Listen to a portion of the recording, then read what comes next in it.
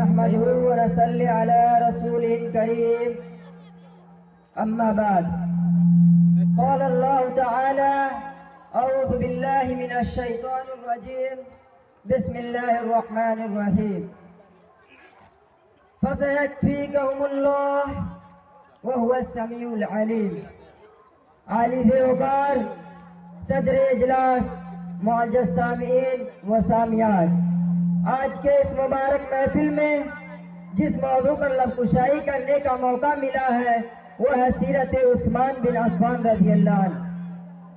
محترم حضرات، حضرت عمر رضی اللہ عنہ کے بعد حضرت عثمان رضی اللہ عنہ کو سب مسلمانوں کی رائے اور مشورہ سے خلیفہ اور سردار منتخب کیا گیا۔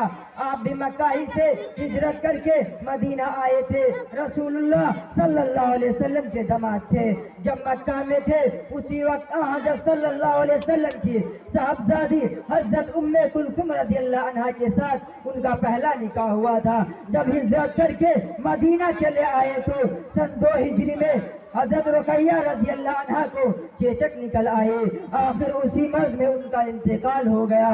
پھر سن 3 ہجری میں رسول اللہ صلی اللہ علیہ وسلم نے اپنی دوسری بیٹی کا نکاح حضرت ام کلثوم رضی اللہ عنہ کے ساتھ حضرت عثمان رضی اللہ عنہ کے ساتھ ان کا نکاح کر دیا۔ حضرت ام کلثوم رضی اللہ عنہ کے نکاح کے وقت نبی صلی اللہ علیہ وسلم نے حضرت عثمان رضی اللہ عنہ کو بلا کر فرمایا کہ جبریل علیہ السلام نے مجھ سے کہا ہے کہ میں اپنی دوسری بیٹی کا نکاح تم سے کر دوں۔ حضرت عثمان رضی اللہ عنہ بڑے مالدار تھے اور ساتھ ہی بڑے سخی اور فیاض بھی تھے، مسلمانوں کی ہمدردی اور اسلام کی مدد میں بڑے بڑے رقمیں خرچ کر دیتے تھے۔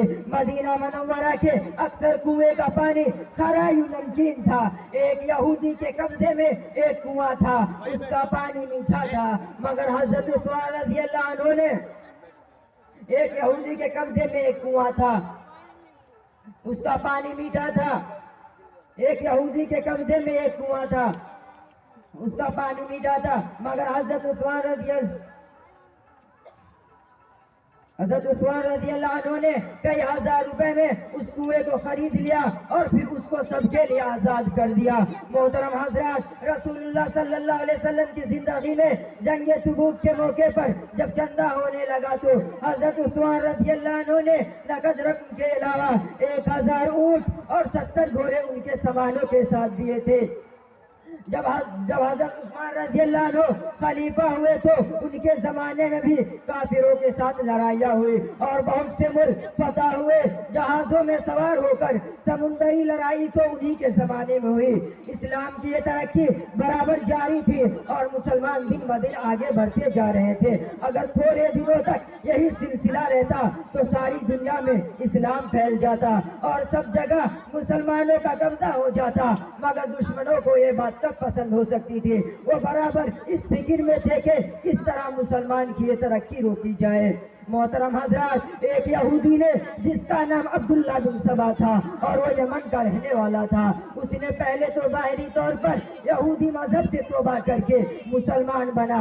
جب مسلمانوں میں آ کر مل گیا تو اس کے بعد آہستہ آہستہ لوگوں کے دلوں میں یہ وسوسہ ڈالنا شروع کیا کہ ایک ایسی عجیب بات ہے کہ رسول اللہ صلی اللہ علیہ وسلم کے وفات کے بعد ان کے خاص عزیز اور خاندان کے آدمی تو یہی رہ گئے اور دوسرے لوگ خلیفہ اور سردار بن بیٹھے۔ رسول اللہ صلی اللہ علیہ وسلم کی حضرت علی رضی اللہ عنہ ابھی زندہ ہے، جو رسول اللہ صلی اللہ علیہ وسلم کے داماد بھی ہے اور چچا زاد بھائی بھی ہے، اس لیے ابھی موقع ہے کہ حضرت عثمان رضی اللہ عنہ کو ہٹا کر ان کی جگہ پر حضرت علی رضی اللہ عنہ کو خلیفہ بنا دیا جائے۔ محترم حضرات، عبداللہ بن سبا کی یہ شرارت مدینہ منورہ اور مکہ معظمہ وغیرہ عرب کے ملکوں میں تو چل نہیں سکتی تھی، کیونکہ وہاں صحابہ موجود تھے جو جانتے تھے کہ اللہ کے نبی صلی اللہ علیہ وسلم اپنی اپنی خاندان کی بادشاہت قائم کرنے کے لیے نہیں آئے تھے، وہ دین کا سچا اور صحیح راستہ بتانے کے لیے آئے تھے۔ حضور صلی اللہ علیہ وسلم نے خود ہی فرما دیا تھا کہ میرا کوئی خاص والد نہیں ہے۔ آپ نے یہ بھی فرما دیا تھا کہ برائی اور بزرگی کوئی خاندانی چیز نہیں ہے، اور حضرت ابو بکر کو تو حضرت صلی اللہ علیہ وسلم نے گویا خود ہی اپنا خلیفہ اور جانشین مقرر فرما دیا تھا۔ ان کے بعد آپس کے مشورے سے صحابہ رضی اللہ عنہ نے جس کو بہتر اور مناسب سب سمجھا ان کو اپنا خلیفہ اور سردار بنایا۔ اس لیے عبداللہ بن سبا نے ان مقامات کو چھوڑ کر کوفہ، بصرہ، مصر وغیرہ کے لوگوں کو بہکانا شروع کیا کہ جہاں کے لوگ ابھی نئے نئے مسلمان ہوئے تھے اور دن کی مصلحتوں سے ناواقف تھے۔ محترم حضرات، عبداللہ بن سبا کی یہ شرارت کامیاب ہوئی، بہت سے لوگ ان کے ساتھی بن گئے۔ ان لوگوں نے حضرت عثمان رضی اللہ عنہ اور ان کے مقرر کے ہوئے افسروں کے خلاف طرح طرح کی جھوٹی سچی شکایت ادھر ادھر پھیلانی شروع کی گئی۔ حضرت عثمان رضی اللہ عنہ کو بھی ان باتوں کی خبر ملی، مگر وہ بہت نرم اور طبیعت کے آدمی تھے، ان کے خلاف کوئی کارروائی نہیں کی۔ آخر یہ فتنہ اتنا بڑھا کہ بصرہ، کوفہ، مصر کی طرف سے ہزاروں آدمی اکٹھا ہو کر مدینہ چلے آئے اور حضرت عثمان رضی اللہ عنہ کے گھروں کو چاروں طرف سے گھیر لیا اور پہرا بیٹھا دیا کہ باہر سے حضرت عثمان رضی اللہ عنہ کے گھر میں نہ پانی پہنچ سکے اور نہ دانا۔ حج کا زمانہ قریب تھا، اس لیے مدینہ کے اکثر مسلمان حج کے لیے مکہ چلے گئے تھے، اور جو دیروں سے رہ گئے تھے انہی نے ان فسادیوں سے لڑنے کا ارادہ کیا کہ حضرت عثمان رضی اللہ عنہ نے ان کی اجازت نہیں دی، انہی نے اس کو پسند نہیں کیا کہ مسلمان آپس میں لڑے اور ایک دوسرے کو قتل کرے۔ اس سے ان فسادیوں کی ہمت اور بڑھ گئی۔ حضرت عثمان رضی اللہ عنہ کے مکان کا دروازہ بند تھا، ایک دن ایک شخص پڑوس کے مکان سے کود کر حضرت عثمان رضی اللہ عنہ کے مکان میں گھس گیا۔ اس وقت حضرت عثمان رضی اللہ عنہ اپنے گھر میں بیٹھے ہوئے قرآن شریف کی تلاوت کر رہے تھے۔ اسی حالت میں حضرت عثمان رضی اللہ عنہ کو اس شخص نے حضرت عثمان رضی اللہ عنہ کو تلوار سے قتل کر دیا۔ انا للہ و انا الیہ راجعون۔ یہ واقعہ 18 ذی الحجہ سن 35 ہجری کو ہوا۔ اسی دن سے مسلمان کی آپس کی لڑائی شروع ہوئی تو پھر آج تک ختم نہیں ہوئی۔ حضرت عثمان رضی اللہ عنہ کی حکومت کی مدت 12 برس ہے۔ شہادت کے وقت ان کی عمر 82 سال کی تھی۔ مدینہ کے قبرستان جنت البقیع میں ان کو دفنایا گیا۔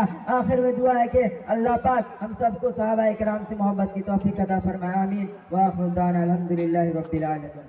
ماشاءاللہ۔